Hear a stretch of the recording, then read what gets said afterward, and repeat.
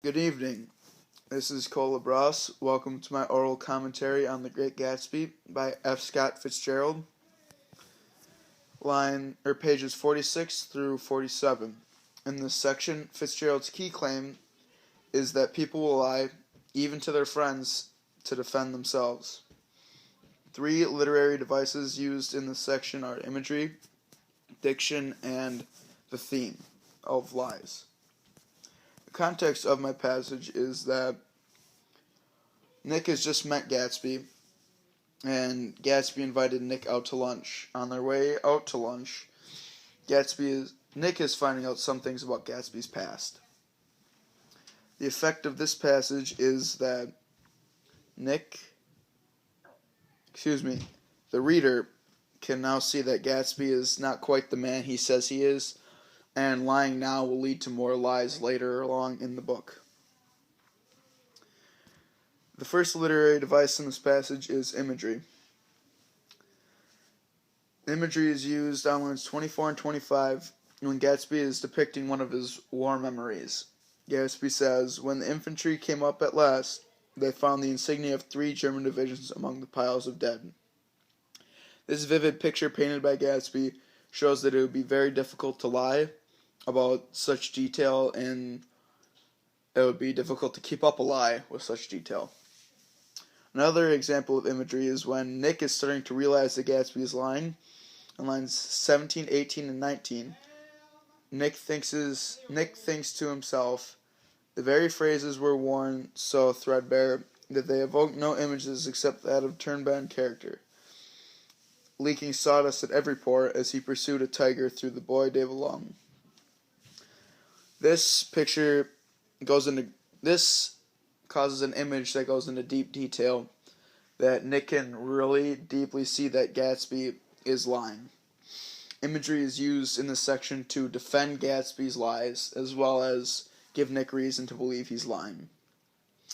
The diction in this section is also used to catch Gatsby in his lies and defend his lies.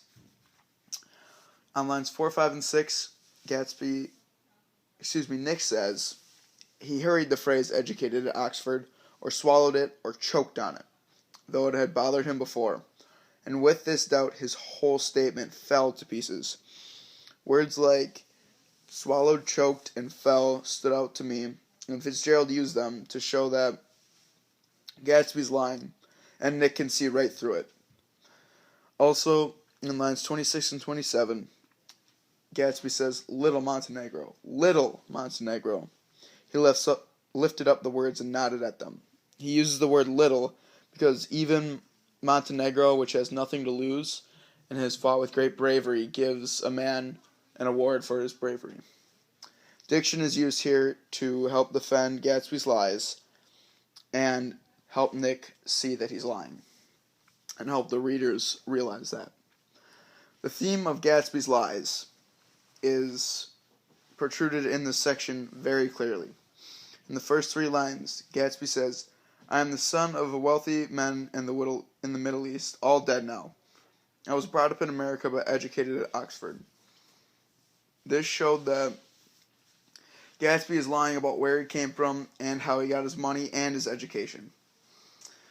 From reading the book throughout, you can obviously tell that this is something that Gatsby is trying to hide from Nick. Also on lines 7 and 8, when Nick says, "What part of the Middle West are you from?" Gatsby replies with "San Francisco. My family all died and I came into a good deal of money." This again showing Gatsby's lies and showing the reader that he's trying to hide something from Nick. The theme of Gatsby's lies in this section is helping us as readers see that Gatsby is trying to hide his past from Nick. The 3 literary devices used in this passage are imagery, diction, and the theme of lying. Thank you for listening to my commentary on pages 46 and 47 from The Great Gatsby by F. Scott Fitzgerald.